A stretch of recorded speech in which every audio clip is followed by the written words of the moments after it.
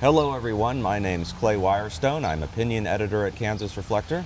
I'm Editor-in-Chief Sherman Smith. And we are delighted to be back for our weekly Roundup. And Sherman, it was a heck of a week last week. It was. We hinted at this last week. There are always surprises at the filing deadline, and this year was no exception. So yes, on last Monday at noon was the deadline for candidates to say whether or not they would be candidates this year in elections in Kansas for all levels, really, except, I guess not state senate. But if you're running for the House, if you're running for governor, if you're running for any of our, for U.S. Senate, U.S. House seats, and as Sherman said, a couple of big things became clear on Monday. Yeah, we got a surprise entry on the Democrat side in the governor's race. That's Overland Park Mayor Kurt Skoog. He jumped in with his running mate is Jennifer Bacani McKinney, physician from Fredonia. And on the Republican side, Jeff Colyer was scared away by the Trump endorsement. Former Governor Jeff Colyer was considered the front runner on the Republican primary until the president endorsed Ty Masterson, and then Colyer dropped out of the race. Well, and to be clear, former Governor Jeff Colyer did not say that he was being scared off. He Yes. instead issued a statement saying that he looked forward to continuing to serve his state and country, but not through running for governor. So we will see how that works out in the future. The entrance of Kurt Skoog into the race was, there had been rumblings about that, but that's kind of a big deal too. It is. He said that, as he watched the race unfold with Ethan Corson and Cindy Holscher, two Democrat state senators from Johnson County, he just wasn't convinced that either of them had gained much traction. And he said that with the Trump endorsement of Senate President Ty Masterson, he felt like he needed to enter the race to make sure Democrats had somebody who could beat Ty Masterson.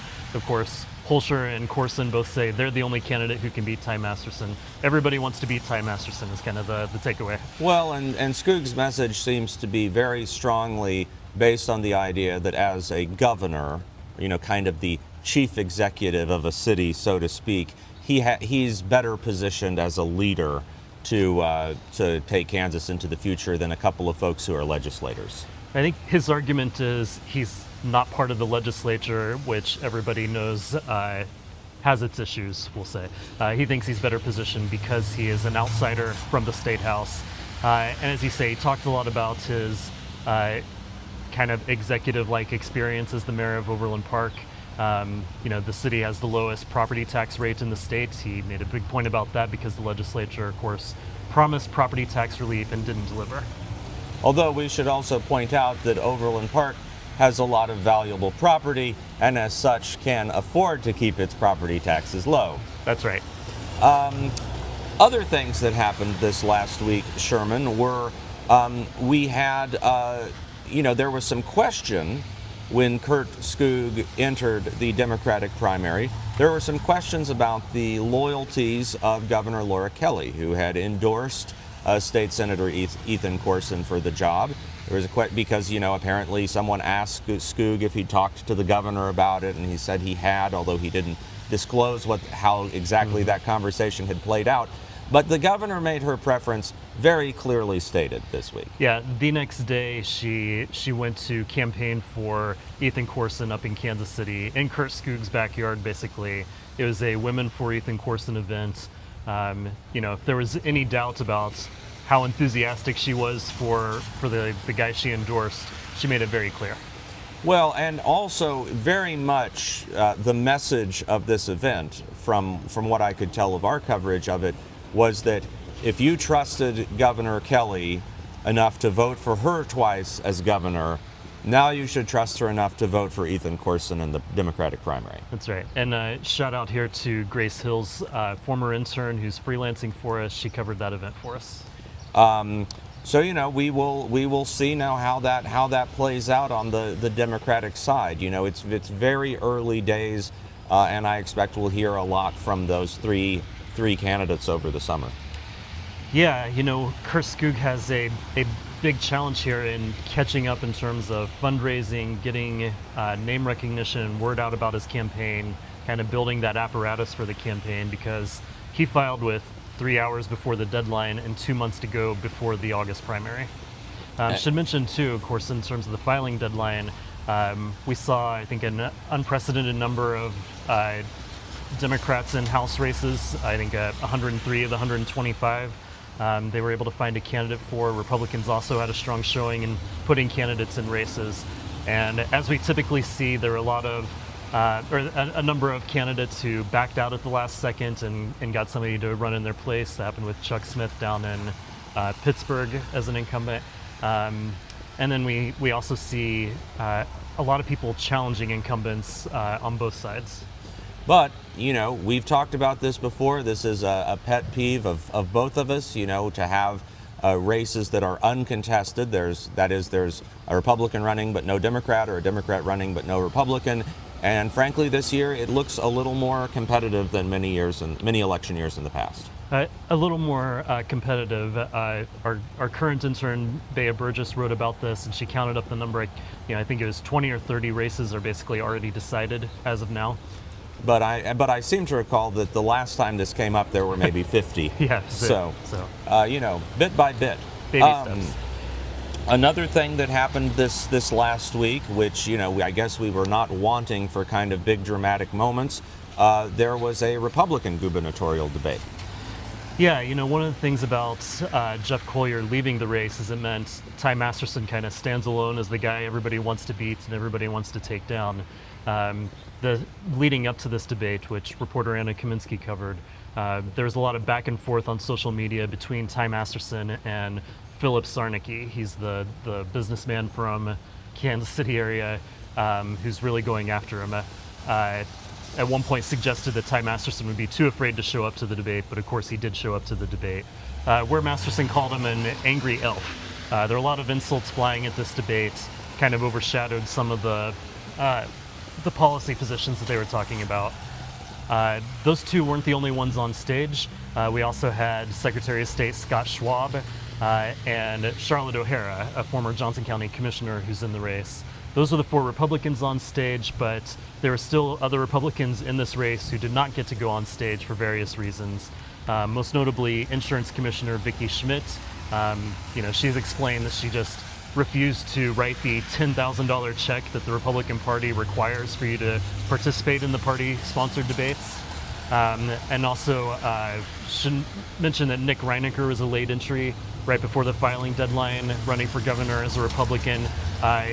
He is a big marijuana advocate, and that's kind of the central part of his campaign.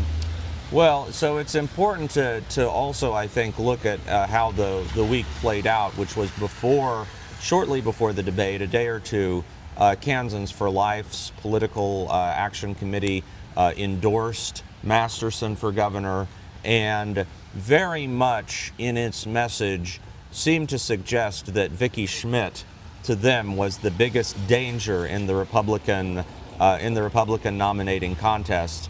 Vicki Schmidt, somewhat more moderate than many of these other candidates, someone who's very popular in Kansas. She's won her insurance commissioner races with incredible margins in the past. And, so I think there's some lingering concern about her and her candidacy and what it could mean if you had a very divided Republican field.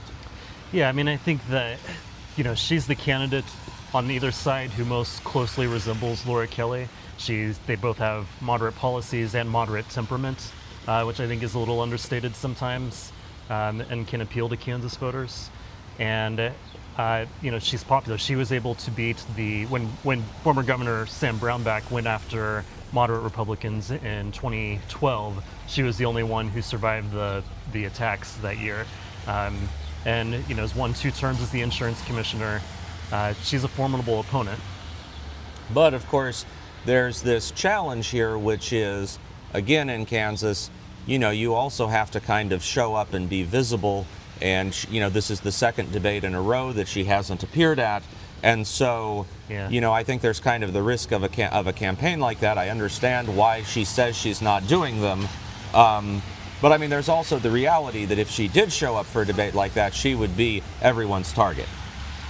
Yeah, absolutely. One of the interesting things to me about this is I go back to 2018. This is a hotly contested primary, primarily between Chris Kobach and Jeff Collier. Kobach ended up winning by just a few hundred votes in that primary. But Jim Barnett, who had been a candidate in the past, a longtime state senator, had been out of politics for a little while. He was running in the Republican primary. He may have been running to the left of Laura Kelly, but on the Republican side. He wanted Medicaid expansion, he wanted to crack down on guns, some other things like that. And he still ended up with, I believe, 10% of the vote in the Republican primary, which, suggested at the time that maybe 10% of the registered Republicans were actually closer to being Democrats than they were to being Republicans. So for somebody like Vicki Schmidt, there's maybe that 10 percentage points that you could count on, and then I would say she's not as moderate as Jim Barnett was in 2018. She could appeal still to a broader coalition. Well, I mean, exactly how we're talking about these. She's to the right of where Jim Barnett was in 2018. So, of course, this is all the election frou-for-all, and that's going to be continuing through the August 4th primary, and then we'll move on to the general. But not everything last week was elections focused, Sherman. Yeah. There was also a meeting, a legislative meeting that has some real potential consequences for all of Kansas, I'd say. Yeah, our intern again, Bea Burgess, had covered this 2 days worth of meetings the previous week. Actually, we wrote about it last week. It's the Education Task Force, the funding formula task force. They're really looking at a formula that has more or less been in place in terms of what courts have approved since the early 90s that determines how money is allocated to schools in terms of both being adequate funding and equitable funding. So they have to pay them enough money to satisfy the court. They have to distribute it in a way that satisfies the court. Basically what she was writing about was an out-of-state source coming in and giving a presentation to legislators about how they could get better results from public education while spending less. This is a mantra we've heard over and over again as a preamble to the court battles that have dominated, political scene here for the past 35 years, maybe longer. It just feels like, we've been talking about this for a long time, it feels like we're watching the train wreck in slow motion of defunding public schools, finding any way they can to defund public schools. Well, and to be clear, the folks who come in who make these presentations, what Sherman is saying is, of course, what some of the lawmakers very much want to take away from these presentations. I think if you look at them closely, oftentimes what the presentations say is perhaps there's not a firmly established positive trend line with certain things. So in other words, if you add a certain number of people into classrooms in terms of paraprofessionals or other supports, does that necessarily find itself reflected in test scores? And if it doesn't, then folks who are opposed to spending more on public education will say, look, spending more doesn't work. And of course, as public education supporters told Bea, and of course we'll say to anyone else, it's a lot more complicated than that.